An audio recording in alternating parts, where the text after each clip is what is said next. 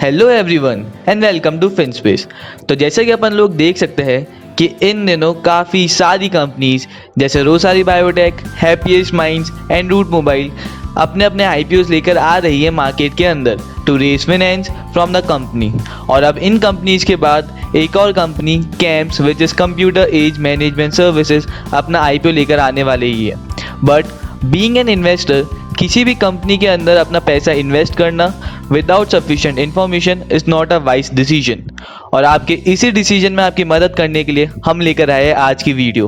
और इस वीडियो के अंदर हम बताएंगे आपको कैम्स आईपीओ के बारे में सारी वो इम्पोर्टेंट इन्फॉर्मेशन जो एक इन्वेस्टर को उस आईपीओ में अपना पैसा लगाने से पहले जाननी बहुत ज़रूरी है। So please watch our video till the end, and if you haven't subscribed our channel till yet, then do subscribe our channel. CAMS was founded in 1988 and headquartered in Chennai, India. It is a technology-driven financial infrastructure and services provider to mutual funds and other financial institutions. तो पहले अपन समझते हैं इस company के business को। ये company KYC services, account aggregation services, payment services, data network और call centre जैसी सर्विसेज अपने क्लाइंट्स जैसे कि बैंक्स, NBFCs, इन्वेस्टमेंट फंड्स और प्राइवेट इंश्योरेंस कंपनीज को प्रोवाइड करवाती है। बेसिकली कैम्स एक IT एनेबल सर्विसेज प्रोवाइड करवाती है इंडिया के BFSI प्लेयर्स को। BFSI मतलब bank, financial services and insurance companies of India. Camps company की जो प्रमोटर कंपनी है उसका नाम है ग्रेट तरीन investment Limited, which is basically an affiliate company of Warburg Pincus LLC। Warburg Pincus LLC एक New York based private equity firm है which is focused on growth investing, और इनके ऑफिसेज है United States, Europe, Brazil, China, South East Asia और India के अंदर। It has been in the private equity investor since 1966। Promoter company की CAMS company के अंदर 43.53% की शेयर होल्डिंग है of the pre offer issued, subscribed and paid up equity share capital. बाकी जो इन्वेस्टर है इस कंपनी के वो है NSA investment with 37.5% share holding, HDFC with 5.9% share holding, HDFC bank with 3.33% share holding, HDFC trust with 3.19% share holding, Faering capital India with 4% and SS with 1.94% of shareholding in this company. In 2017, CAMS company के equity share के 6.3% stake को HDFC limited ने great तरीन investment limited को sale करा था for ₹209.5 CR। अगर बात करें अपन कंपनी के क्लाइंट्स की, HDFC AMC limited, ICICI Prudential AMC limited, Aditya Birla capital limited, SBI fund management private limited, DSP investment managers private limited and Kotak Mahindra AMC limited are some of the key clients of CAMS company. CAMS company के जो top 5 clients है वो 65.8% का total revenue generate करते हैं company के लिए, जो कि कंपनी के लिए एक बहुत बड़ा थ्रेट है और रिस्क है, क्योंकि जो कंपनी अपने कुछ ही क्लाइंट्स पर इतना ज़्यादा डिपेंडेंट रहती है और इन एनी चांस उन कुछ क्लाइंट्स में से वो कंपनी अपना एक भी क्लाइंट खोती है तो कंपनी के रेवेन्यू पे बहुत ज़्यादा बुरा इम्पैक्ट पड़ सकता है।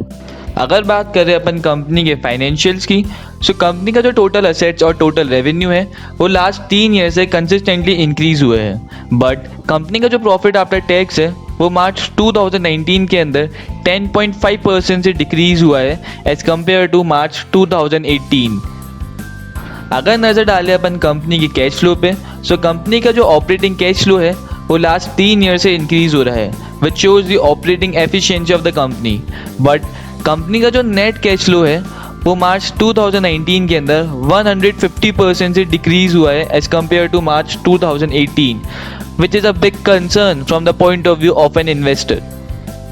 कैम्स कंपनी के रेवेन्यू का जो मेजर पोर्शन है वो म्यूचुअल फंड्स के बिजनेस को सर्विस प्रोवाइड करने से आता है, और कैम्स कंपनी की जो फ्यूचर रेवेन्यू और प्रॉफिट ग्रोथ है वो भी बहुत ज़्यादा डिपेंडेंट है कि उनके जो म्यूचुअल फंड क्लाइंट्स हैं उनका एवरेज AUM के ग्रोथ पर, जो कि कभी भी फ्लक्चुएट हो सकती है या फिर डिक्लाइन हो सकती है because of various reasons, and those reasons are outside the control of the CAMS company. CAMS company की कुछ कंटिजेंट लायबिलिटीज़ भी है, और अगर वो लायबिलिटीज़ मटीरियलाइज होती है तो वो कंपनी के कैश फ्लो और उसकी फाइनेंशियल कंडीशन पे काफ़ी बुरा इम्पैक्ट डाल सकती है। तो अब बात करते हैं अपन आईपीओ के बाकी डिटेल्स के बारे में। आईपीओ का जो इशू साइज है वो है 2258 CR।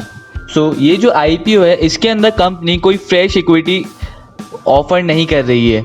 ये एक ऑफर फॉर सेल आईपीओ है जिसके अंदर इस कंपनी के जो पहले कुछ इन्वेस्टर्स है वही अपने कुछ इक्विटी शेयर्स पब्लिक को सेल कर रहे हैं। और इसके अंदर जो ग्रेट टर्रेन इन्वेस्टमेंट लिमिटेड है वो अपने 41,44,600 इक्विटी शेयर्स सेल कर रही है। एनएससी इन्वेस्टमेंट लिमिटेड अपने 60,99,876 इक्विटी शेयर सेल कर रही है। एसिस इन्वेस्टमेंट प्राइवेट लिमिटेड अपने 9,44,724 इक्विटी शेयर सेल कर रही है। Housing development finance corporation limited अपने 4,87,600 शेयर्स सेल कर रही है। और HDB एम्प्लॉइज वेलफेयर ट्रस्ट अपने 4,87,600 इक्विटी शेयर सेल कर रही है। ये जो आईपीओ है उसकी ओपनिंग डेट है September 21, 2020 और इसकी जो क्लोजिंग डेट है वो है September 23। जो फेस वैल्यू है एक शेयर की वो है 10 रुपीज़ पर इक्विटी शेयर। एक मार्केट लॉट के अंदर 12 शेयर्स है और एक इन्वेस्टर मिनिमम 1 लॉट और मैक्सिमम 13 लॉट्स के लिए अप्लाई कर सकता है इस आईपीओ के अंदर। इस कंपनी की और इस आईपीओ की जो लिस्टिंग डेट है वो है October 1, 2020।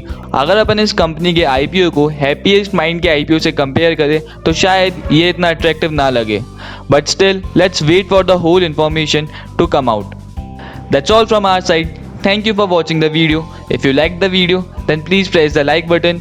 Don't forget to subscribe our channel and share your feedback with us in the comment section below. Thank you.